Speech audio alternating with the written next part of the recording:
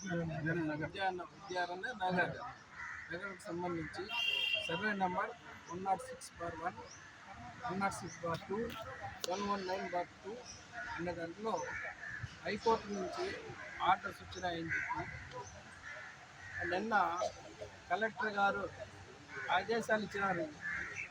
ఇక్కడ లోకల్గా ఉండేటటువంటి ఆర్డీఓ గారు, ఎంఆర్ఓ గారు, తర్వాత డిఎస్పి గారు వాళ్ళ సిబ్బందితో వచ్చి 7 జేసీబీలు తీసుకొచ్చి అక్కడ ఉన్నటువంటి ఒక పేదవాళ్ళు వేసుకున్నటువంటి హౌస్లన్నీ కూడా డెమాలిష్ చేయడం జరిగింది. మీకు అందరికీ తెలుసు. దీని మూలకంగా నేను ఒక 4 రోజుల క్రితమే కలెక్టర్ గారిని కలిసి నేను అన్ని వివరాలు ఆయనకి తెలియజేయడం జరిగింది. ఇంతకు ముందు కలెక్టర్ గారు గౌతమ్ గారు దీనిపైన హైకోర్టులో ఒక కౌంటర్ దాఖలు చేశారు. ఆ కౌంటర్లో క్లియర్గా దీనికంతటి కారణమైనటువంటి శ్రవణ్ కుమార్ అని ఆ వ్యక్తి చేసినటువంటి చీటింగ్ పనులన్నీ కూడా ఆ కౌంటర్లో కలెక్టర్ గారు చేశారు. ఆయన ఇంతకు క్రితమే డెమాలిషన్ ఆర్డర్ చేయించుకోవాలని చెప్పి ఒక రిట్ పిటిషన్ వేసినారు. ఆ రిట్ పిటిషన్ మభ్యపెట్టి మళ్ళా కొత్త ఒక రిట్ పిటిషన్ వేసినారు.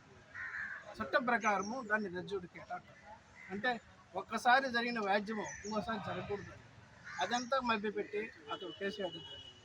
అంతేకాకుండా అతను ఈ ప్రాపర్టీ ఎక్కడుంది అనేది కూడా కోర్టు వారికేమి కలెక్టర్లకేమి అందరికీ కూడా రాంగ్ డైరెక్షన్ చేయడం జరిగింది.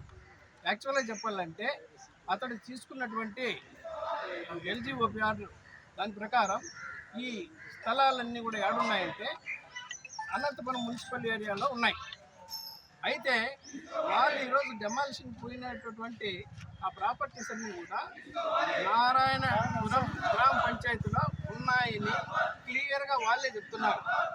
దీనికి సంబంధించి మున్సిపల్ కమిషనర్ కూడా ఒక సర్టిఫికెట్ ఇవ్వడం జరిగింది. ఈ వివాదమైనటువంటి స్థలాలు ఎక్కడున్నాయో అవన్నీ కూడా అనంతపురం మున్సిపల్ ఏరియాలో లేవు, అవన్నీ కూడా ఎక్కడున్నాయి నారాయణపురం గ్రామ పంచాయతీ ఏరియాలో ఉన్నాయని రాశారు. కానీ ఆ షెడ్యూల్ తప్పున్నా వాళ్ళు దాన్ని డెమాలిష్ చేయలేదు. అంతేకాకుండా హైకోర్టు ఆర్డర్ ప్రకారం ఏముంది, సుప్రీంకోర్టు ఆర్డర్ ప్రకారం ఏముందని ఈ రెవెన్యూ వాళ్ళు కొంచెమైనా మనసు పెట్టి చూడలేదు. సుప్రీంకోర్టు ఆర్డర్ ఏముంది, అయ్యా మీకేమన్నా ఎవరైతే ఈ బాధితులు ఉన్నారో మీకేమన్నా లోక్ అదాలత్ సెటిల్మెంట్ పైన మీకేమన్నా అభ్యంతరాలు ఉంటే కింది కోర్టుకు పోయి దాంట్లో